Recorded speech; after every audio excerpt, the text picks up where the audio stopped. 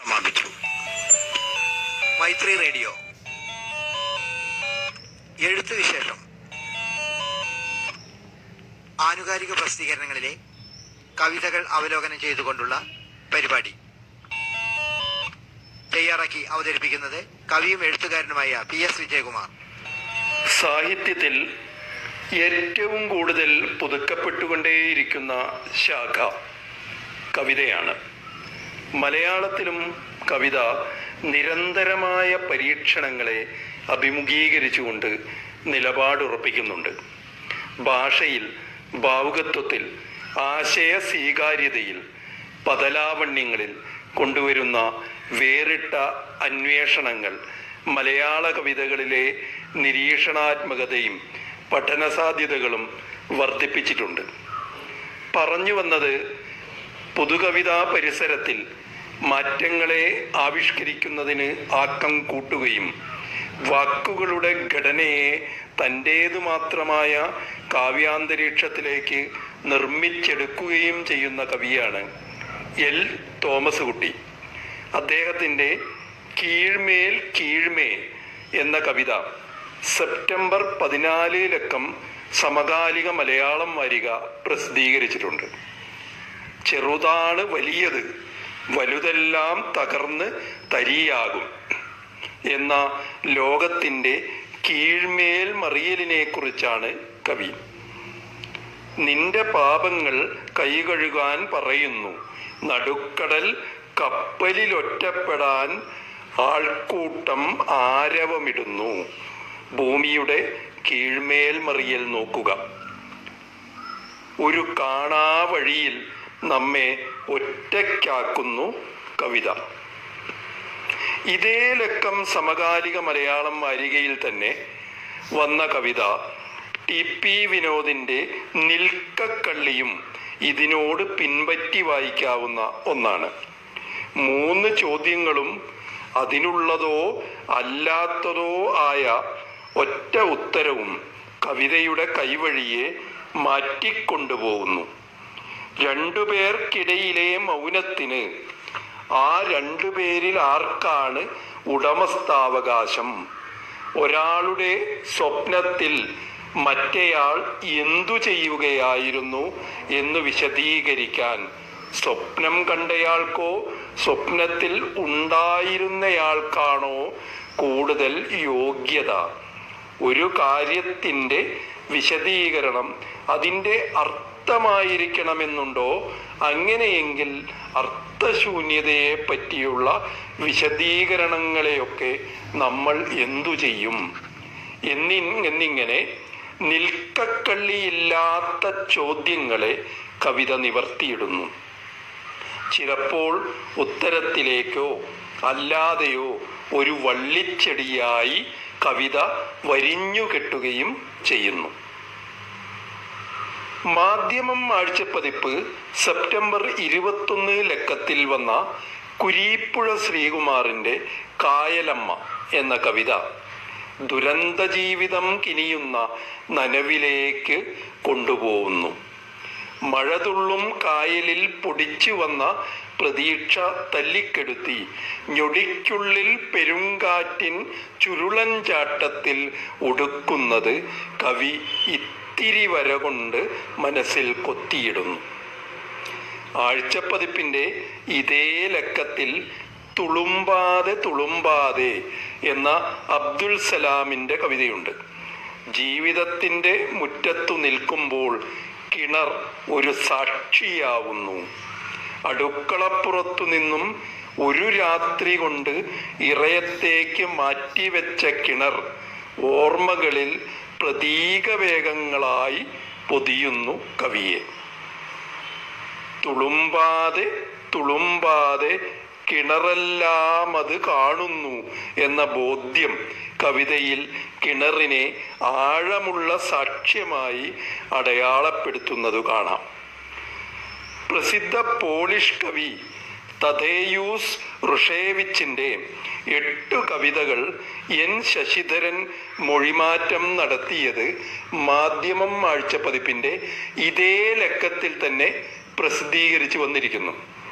രണ്ടാം ലോക യുദ്ധകാലത്ത് സേവനമനുഷ്ഠിച്ച് യുദ്ധത്തിൻ്റെ ഭീകരത നേരിട്ടനുഭവിച്ച കവിയുടെ കവിതകളിൽ അതിൻ്റെ അനുരണനങ്ങൾ ദൃശ്യമാണ്. അതുകൊണ്ടാവാം അതിജീവിച്ചവർ എന്ന കവിതയിൽ നന്മയ്ക്കും കുറ്റകൃത്യത്തിനും ഒരേ തൂക്കമാണ്, ഞാനതു കണ്ടിട്ടുണ്ട് എന്ന് പറയാനാവുന്നത്.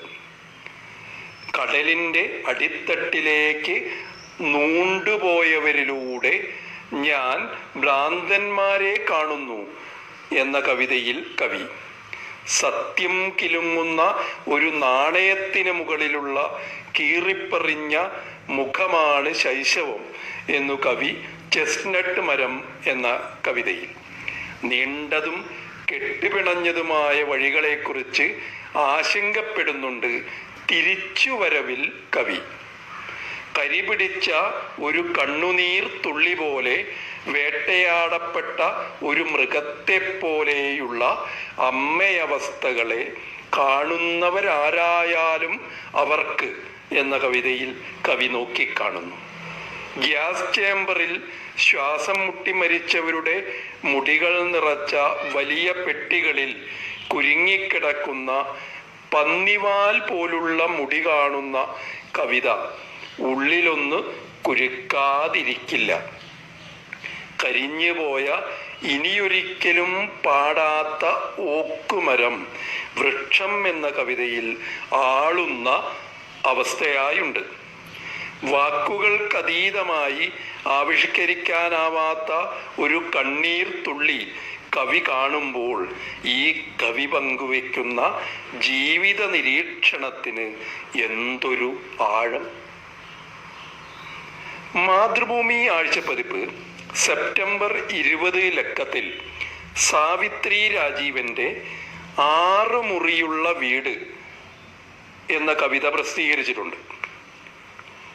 താമസിക്കാൻ ഇത്ര വലിയ ഗോഡൗൺ എന്തിനാണെന്ന പരാതികളിൽ പിണങ്ങി നിൽക്കുന്ന ഒരു വീടുണ്ടിവിടെ. മുറികളെല്ലാം അനാഥമാവുമ്പോഴും അടുക്കളയും വായനാമുറിയും മാത്രമായി ചുരുങ്ങുന്ന യാഥാർത്ഥ്യത്തെയാണ് കവിത അഭിമുഖീകരിക്കുന്നത്. ഈ ലക്കം ആഴ്ചപ്പതിപ്പിൽ തന്നെ ഉള്ള NG ഉണ്ണികൃഷ്ണന്റെ നടത്തം അല്പം നീണ്ട കവിതയാണ്. ആരോഗ്യരക്ഷയായി നിർദ്ദേശിച്ച നടത്തത്തെ ഓർമ്മിക്കുമ്പോൾ കവി ചരിത്രത്തെയും വളർന്ന ഒരു കാലത്തെയും പിന്തുടരുന്നു. ആദിമ സംസ്കാരം രൂപപ്പെട്ട ചരിത്രം ഒരു നടത്തമാണെന്ന് കവി അറിയുന്നു. ജലത്തിനുമേൽ നടന്ന ക്രിസ്തുവിൻ്റെയും 384 കിലോമീറ്റർ നടന്ന് ഉപ്പുകുറുക്കിയ ഗാന്ധിജിയുടെയും ചിത്രങ്ങൾ കവി പതിച്ചിടുന്നു. കുഞ്ഞിൻ്റെ നടത്തം മുതൽ കൗമാരക്കാരൻ്റെ നടത്തം വരെയും ജില്ലകളുടെ അതിർത്തികൾ അടച്ചിട്ടപ്പോൾ തീവണ്ടിപ്പാളത്തിൽ അവസാനിപ്പിച്ച നടത്തത്തിൻ്റെ ദുരന്തവുമുണ്ട്. ദാർശനികതയുള്ള വാക്കുകളാവുന്ന ശാന്തമായ നടത്തങ്ങളും. അമ്മയുടെ ശവത്തിനു മുമ്പിൽ ലോകം അനാഥമാക്കിയ കുഞ്ഞ് ജലത്തെളിക്കണ്ണുകൾ കൊണ്ട് ഓരോ മനസ്സിനെയും കീറി മുറിച്ചുകൊണ്ട് നടന്നു വരുമ്പോൾ അത് വെറും വ്യായാമം എന്നതിലുപരി ഒരു ചോദ്യചിഹ്നമായി നമ്മെ വേട്ടയാടുക കൂടി ചെയ്യുന്നു. ദേശാഭിമാനി വാരികയുടെ സെപ്റ്റംബർ 20 ലക്കത്തിൽ ഏഴാച്ചേരി രാമചന്ദ്രൻ വേട്ട എന്ന കവിത എഴുതിയിരിക്കുന്നു. ഹൃദ്രമേ മലയാള മഞ്ജുളേ, പൂവും പൊട്ടും വെച്ചു നേദിക്കും നിന്റെ മക്കളാണ് അമരന്മാർ എന്ന് കണ്ടെടുക്കുന്നു കവി. വേട്ടയാടപ്പെട്ടുകൊണ്ടേയിരിക്കുന്ന അധകൃതനായി മുദ്രകുത്തിയ കുലത്തിൻ്റെ വേവലാതികൾ ഏഴാച്ചേരി കാവ്യമധുരിമയോടെ പകർത്തിവെക്കുന്നു. ലക്ഷ്മി ദാമോദറിൻ്റെ രാപ്പാടിയോട് എന്ന കവിത കൂടി ഈ ലക്കം വാരികയിലുണ്ട്. മരങ്ങളെല്ലാം വെട്ടിമാറ്റപ്പെട്ട മണ്ണിൽ ഒറ്റയാവുന്ന ഒരു മരം അന്യമാക്കപ്പെടുന്ന ഒരു ജീവിതം തന്നെയാണെന്ന് കവി കാണുന്നു. പൂക്കാലം കൈവിട്ടൊരു ചില്ല ജന്മത്തിൻ്റെ നിരർത്ഥകതയെ പോലെ വന്ന് പൊതിയുന്നു. വരൾച്ചയുടെ ആധിക്യത്തിൽ പോകുക രാപ്പാടിയീ വിത്തുകൾ വിതയ്ക്കുക, വളർന്നു പെരുകട്ടൻ കുഞ്ഞുങ്ങളീ ഭൂമിയിൽ എന്ന് വൃക്ഷമനസ്സിലൂടെ പറഞ്ഞു വെക്കുകയും ചെയ്യുന്നു കവി. പ്രതിരോധത്തിൻ്റെ മൂർച്ചയേറിയ പാഠമാവുന്ന പ്രദീപ് രാമനാട്ടുകരയുടെ റിസാല വാരിക സെപ്റ്റംബർ 16 ലക്കത്തിൽ വന്ന കവിത ഇവിടെ പരാമർശിക്കാതിരിക്കാനാവില്ല. പഴയ പോലല്ല, ഒരു തൊട്ടാവാടി മുള്ളുകൊണ്ടാൽ വ്രണപ്പെടുന്ന ദേഹമാണ് രാജ്യത്തിന് എന്നും ചോര തെറിക്കുന്ന ചെറുപ്പങ്ങളെ ജയിൽ മരങ്ങളുടെ കുരിശിൽ തറച്ചിട്ടാൽ എളുപ്പമായി എന്നും കവി ഉറങ്ങിക്കിടത്തുന്ന ഒരു നാടിൻ്റെ ശവാസനത്തിനു നേരെ വിരൽ ചൂണ്ടുന്നു. ഈജിപ്തിലെ ആധുനിക അറബിക് കവികളിൽ പ്രമുഖനായ സലാഹ് അബ്ദുസ് സബൂർ എഴുതിയ പഴയ പോരാളിയുടെ സ്വപ്നങ്ങൾ എന്ന കവിതയുടെ ആദ്യ ഭാഗം റഷീദ് അഹമ്മദ് വിവർത്തനം ചെയ്ത് ചന്ദ്രിക ആഴ്ചപ്പതിപ്പിൻ്റെ സെപ്റ്റംബർ 12 ലക്കത്തിൽ പ്രസിദ്ധീകരിച്ചിട്ടുണ്ട്. ആർദ്രമായ ചില ഉന്മാദങ്ങളിലേക്ക് കവിത വഴി നടത്തുന്നു. മഞ്ഞുതുള്ളികളാൽ ജലാർദ്രമാക്കുന്ന പ്രഭാതം സ്വപ്നത്തിൽ ഒന്നായുണ്ട്. സൂര്യന്റെ പ്രണയനിർഭരമായ അധരത്തിനു കീഴെ ഉരുകിത്തീരുന്നതും സ്വപ്നത്തിൽ വരുന്നു. മാലാഖ വാരിയെടുത്ത് അവളുടെ ചിറകുകളിൽ തുന്നിച്ചേർക്കും എന്ന സാന്ദ്രമായ സ്വപ്നത്തിലൂടെയും കവിത കടന്നുപോകുന്നു. പോയ വാരം എഴുത്തുവിശേഷം അവസാനിപ്പിച്ചത് വിട്ടകന്ന കവി അയ്യപ്പ പണിക്കരെ ഓർമ്മിച്ചുകൊണ്ടായിരുന്നു. 2020 സെപ്റ്റംബർ 12 അയ്യപ്പ പണിക്കരുടെ 90ാം ജന്മദിനമാണ്. ആ പ്രാധാന്യം ഉൾക്കൊണ്ടുകൊണ്ടാവാം ചന്ദ്രിക ആഴ്ച പതിപ്പ് ഇതേ ലക്കത്തിൽ തന്നെ KG ശങ്കരപ്പിള്ള എഴുതിയ അയ്യപ്പ പണിക്കർക്ക് എന്ന കവിത പ്രസിദ്ധീകരിച്ചിട്ടുണ്ട്. ഒരു മന്ദഹാസമായി ആത്മാവ് അവതരിച്ചാൽ ആറ്റിലും നീറ്റിലും കോളിലും തിരയിലും അതു ചെന്നു മഴവില്ലായി പലതായി നിന്നെ എഴുതിയെങ്കിൽ എന്ന് മോഹിക്കുന്നുണ്ട് കവി ഇവിടെ. കവിശ്രേഷ്ഠനായ അയ്യപ്പ പണിക്കർക്ക് നവതി വർഷത്തിൽ ആദരമർപ്പിച്ചുകൊണ്ട് 16ാം നൂറ്റാണ്ടിലെ കാശ്മീരി കവയിത്രി ഹബ്ബ ഖാത്തൂണിൻ്റെ അരങ്ങിലേക്ക് എന്ന പ്രണയകാവ്യത്തിന് അയ്യപ്പ പണിക്കരുടെ അപ്രകാശിത വിവർത്തനം സമകാലിക മലയാളം സെപ്റ്റംബർ 14 ലക്കത്തിൽ വന്നത് പങ്കുവെച്ച് എഴുത്തുവിശേഷത്തിൻ്റെ ഈ പതിപ്പ് അവസാനിപ്പിക്കുന്നു. ഞാനാണ് ഭൂമി, നീ ആകാശമാകുന്നു.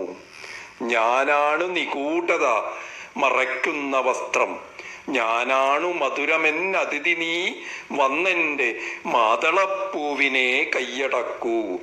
മായുന്ന വേനൽ പതുക്കെ പതുക്കെ വാടുമെൻ ചെടിയനുഭയമുണ്ടെനിക്കും.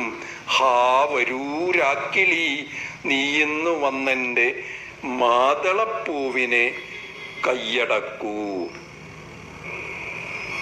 നിങ്ങൾ കേട്ടത് എഴുത്തുവിശേഷം, ആനുകാലിക പ്രസിദ്ധീകരണങ്ങളിലെ കവിതകൾ അവലോകനം ചെയ്തുകൊണ്ടുള്ള പരിപാടി. തയ്യാറാക്കിയത് കവിയും എഴുത്തുകാരനുമായ PS